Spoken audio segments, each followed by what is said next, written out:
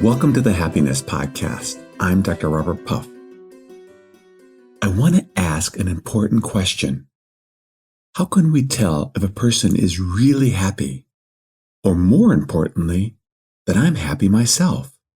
I mean, there are times in almost anyone's life where things are going well, sometimes extremely well. We go on vacation and we're relaxed. We're having such a nice time with our family and friends. We get a promotion at our work and we're celebrating this big change. We buy a new home or a new car or a new dress or a new purse, and we're elated for a little while. We get together with our friends and we're partying and having such a good time, and everything seems wonderful. And then life happens, and we notice we don't feel that good anymore. And we see it so often in other people. We watch their social media accounts, and it looks like their lives are wonderful. And yet sometimes we know these people, and that's just not true. We hear of celebrities or people out there that, again, life just seems to be magical for them. But then they commit suicide or die of a drug overdose. How can they be happy? What's going on here? How do we tell that someone is happy, or again, more importantly, that I'm truly happy on a consistent basis, that for the most part, my life is going well, and for the most part, there's a sense of peace in my heart, so that when I wake up in the morning, there's a sense of peace in my heart. And when I go to bed at night, I say, that was a good day. Let's explore whether this is even possible. Well, let's first look at extremes. And what I mean by extremes is people that at times really do seem happy and enjoying their life immensely, and that at other times seem to be in the pit of despair and wanting to kill themselves or wishing they were dead. What is that? What goes on with these people? What's happening here is that they're fluctuating between extreme highs and lows. If it's a perhaps psychological disorder, they may be diagnosed as bipolar or manic depression, where they have extreme highs of mania, of energy, and then lows of severe depression and suicidal ideation. And sadly, it is a fairly common psychological disorder that a lot of people struggle with. They can get help with, but a lot of people do struggle with it.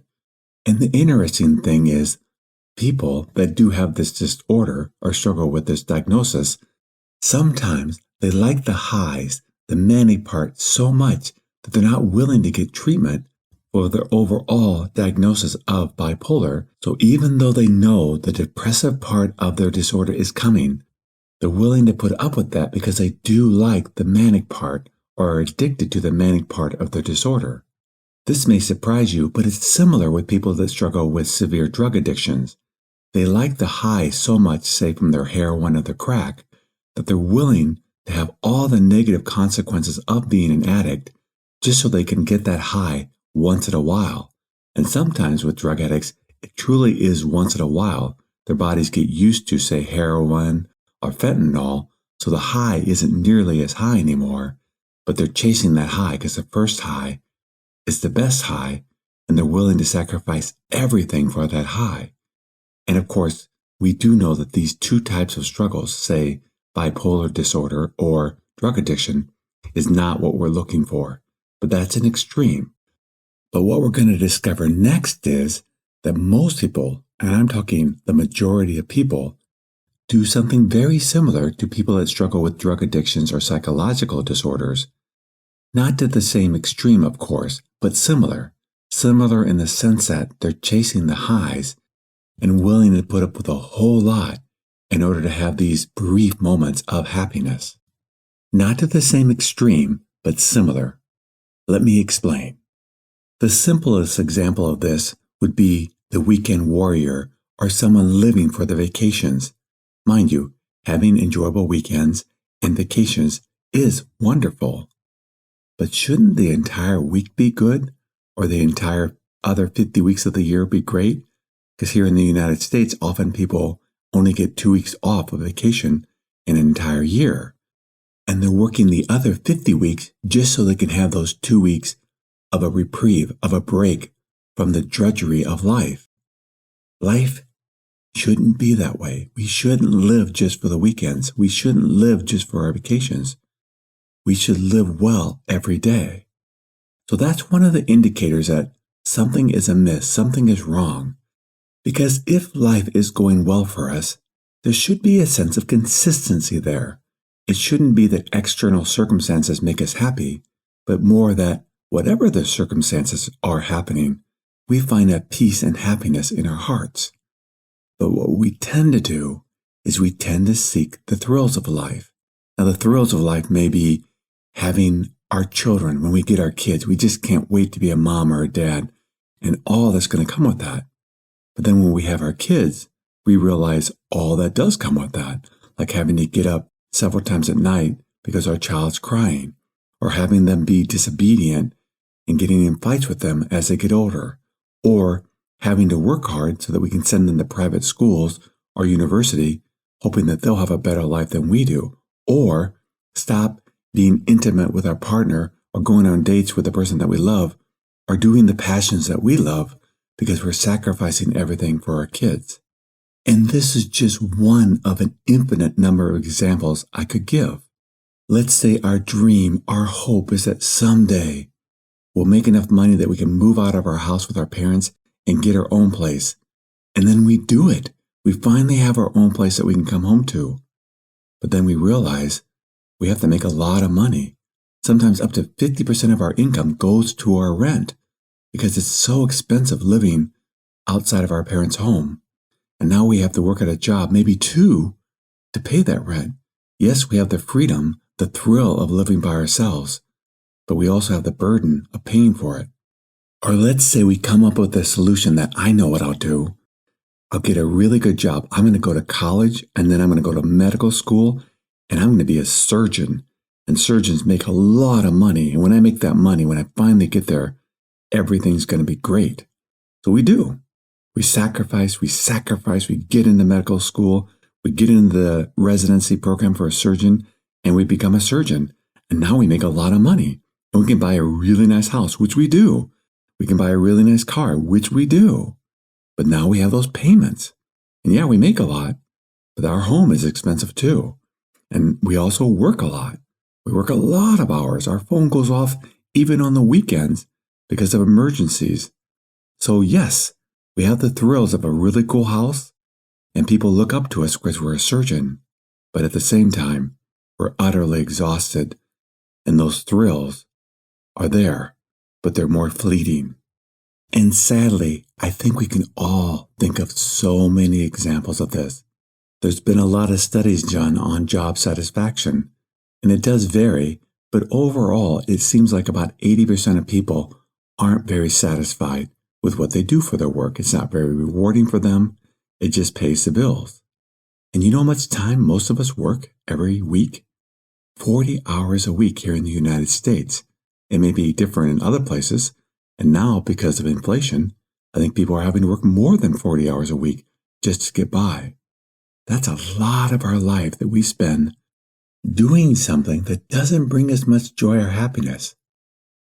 So I think, again, that's what a lot of people fall into. 80%, it seems like.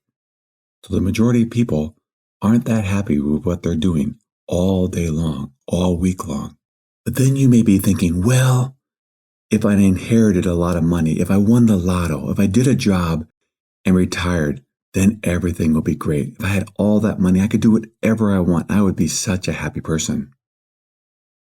Do we really believe that? Is that true? Again, my favorite magazine that you can really prove this isn't true is People magazine. It's an honest magazine. It reports on people's lives, and yes, some of them are going well. But these people often have everything, both money and fame and time to do whatever they want. And yet they struggle. They struggle a lot.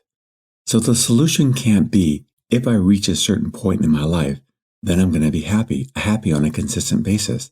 Because no matter what example you come up with, say someone who retires, someone who's wealthy, someone who's famous, someone who's deeply in love, you're going to find periods of time that these people struggle, and sometimes they struggle a lot. So what we're looking for if possible, is consistency in our happiness. Is it possible to be really consistently a pretty happy camper? Someone who goes through life and says, life is good. There are ups and downs of life externally, but internally, they stay pretty even, pretty peaceful inside. And the answer is yes. People do arrive at this state. It doesn't mean that everything externally in their life may be going well. They may be going through divorces. They may be struggling financially. They may be having health problems. But internally, all is well for them. They don't ride that roller coaster up and down because they're not looking for it externally. They're looking for it internally. If they have a job that is monotonous, they find ways to make it more creative. If they're in a relationship that is struggling, they work on being the best partner they can be and then decide whether they want to stay or not. If they're having health problems, they say, well, are there things that I can do right now to make that better? But at the same sense, I'm still going to enjoy life. That sunset will be there. Whether I have a pain in my back or not, I can still go watch it. So the solution is, yes, there are a few people that are happy. But to be truly happy, it has to be consistent. It isn't externally controlled. It's internally controlled. And it's controlled by the skills we learn here on the Happiness Podcast. Now, mind you, you can learn them other places, but these are the skills I'm teaching here in the Happiness Podcast, how to be consistently happy. And that's what you're looking for. You're not looking for the thrills. You're not looking for the highs. You're looking for consistency. And when you have that consistent state of mind that is just peaceful and doing well in all situations, or if there is a bump, it goes away very quickly and you readjust to that state of happiness, then you know you're doing well. And you know the wonderful thing about happiness and having a good life? It isn't contingent on the external circumstances of our life. Not at all. No matter what example you gave me of someone having external circumstances that were tough, I can find someone on the planet that is still doing well in their life and finding peace and happiness in their heart. There may not be many when they're really tough, but there are always someone. And as long as there's someone doing it, you can too. It's just a learned skill. It's the skills that I'm trying to teach here. And hopefully they'll work for you and get your life better. But it's learning these skills. And the thing I wanted to talk about today was being careful, because we get caught on the thrills of life. We like the highs. We may not be a drug addict, but we still like our highs. And those highs can really delude us into thinking, I'm happy. Yeah, you're happy for the moment, but overall, you do know that you're not happy. And so what we're looking for in true happiness is consistent happiness, that the external circumstances can bump us, but they can't knock us over. We stay strong. This is possible. Mind you, it does take work, a lot of work, but life is work. And it's also choices we're making all day long. We can choose to learn these skills, or we can choose to numb ourselves, or choose to do things that are just mindless. All day long, we make choices to improve our life, or to stay the same, or to get even worse. We can have beautiful lives, but to know we're having one, we need to see consistency there, no matter what's happening externally in our lives. That's what we're looking for. Consistent peace of our hearts, no matter what's happening externally. We can do this. It does take work. It does take a lot of effort, but it's worth it. Wouldn't it be wonderful that no matter what happened throughout life, we had a smile in our hearts? We can. We just need to work on it, commit to that, and keep working on it until we find that when we wake up in the morning, we're looking forward to that day. And when we put down our head at the end of the day, we say, that was a good day. Thank you for joining me on the Happiness Podcast. If you'd like to learn more about the podcast, please go to happinesspodcast.org. And until next time, accept what is, love what is.